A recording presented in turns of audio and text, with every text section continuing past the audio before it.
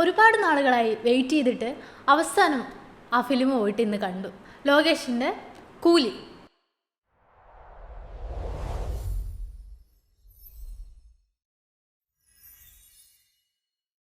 Trailer almost എല്ലാവരും കണ്ടിട്ടുണ്ടാവും. രജനി, നാഗാർജുന, സൗബിന്, ഉപേന്ദ്ര, അമീർ ഖാൻ, അങ്ങനെ ഒരു വലിയ പട്ടാളം തന്നെയാണ് ഈ ഫിലിമിലുള്ളത്. റീൽസിലൂടെ തന്നെ മോർണിംഗ് സോങ്ങൊക്കെ വളരെ ഹിറ്റായിട്ട് പോയിട്ടുണ്ടായിരുന്നു.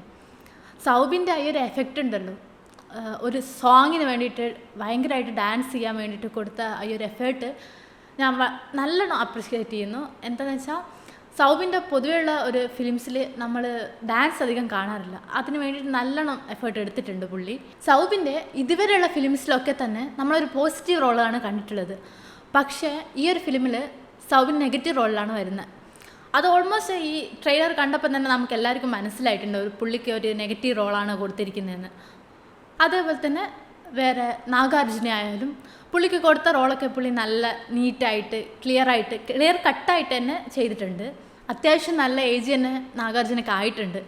എന്നാൽ കൂടെ പുള്ളിയുടെ ഈ ബോഡി സെറ്റപ്പൊക്കെ ഉണ്ടല്ലോ, നല്ല എന്താ പറയുക, ഒരു ചെറിയ ചെക്കൻ തന്നെ അങ്ങനെ പറയാം.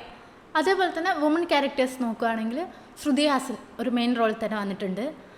അത്യാവശ്യം നല്ല പെർഫോമൻസ് തന്നെ ശ്രുതി ഹാസൻ കൊടുത്തിട്ടുണ്ട്.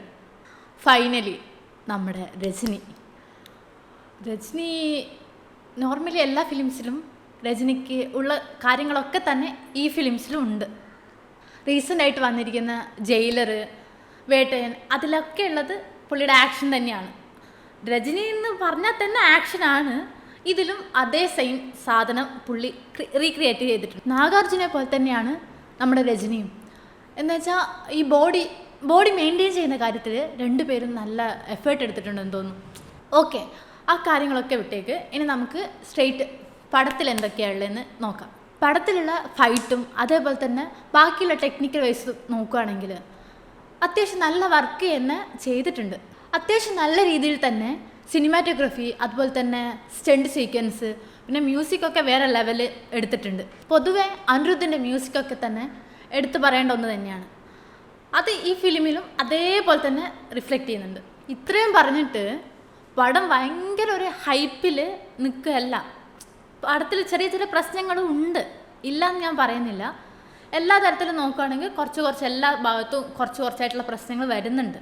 ഈ ചില സീൻസ് കുറച്ച് ഡൗൺ ആകുമ്പോൾ അവിടെ ബാക്ക്ഗ്രൗണ്ട് മ്യൂസിക്കിൽ സ്കോർ ചെയ്യുന്നുണ്ട്. അങ്ങനെ ഞാൻ എടുത്തു പറയണമെങ്കിൽ അത് എടുത്തു പറഞ്ഞാൽ ചിലപ്പോൾ അത് സ്പോയിലർ ആകാൻ ചാൻസ് ഉണ്ട്. അതുകൊണ്ട് സീൻസ് വൈസ് എടുത്തു പറയുന്നില്ല. പക്ഷേ ചില സീൻസിൽ കാര്യങ്ങളും കുറച്ച് ഒഴിച്ചു വെച്ചാൽ ഓക്കെയാണ് ഫിലിം. ബട്ട് ലോകേഷിൻ്റെ ഇതുവരെയുള്ള മൂവീസ് കണ്ടിട്ട് സെയിം എക്സ്പെക്റ്റേഷനോട് കൂടിയിട്ട് പോയി കാണുവാണെങ്കിൽ നിങ്ങൾക്ക് കുറച്ച് നെഗറ്റീവ് ആയിട്ട് ഫീൽ ചെയ്യാൻ ചാൻസ് ഉണ്ട്. പക്ഷേ വലിയ എക്സ്പെക്റ്റേഷനോ കാര്യങ്ങളോ കൊടുക്കാതെ പോയിട്ട് വാച്ച് ചെയ്യുകയാണെങ്കിൽ ഒരു വാച്ചബിൾ ഫിലിം തന്നെയാണ് ഇത്.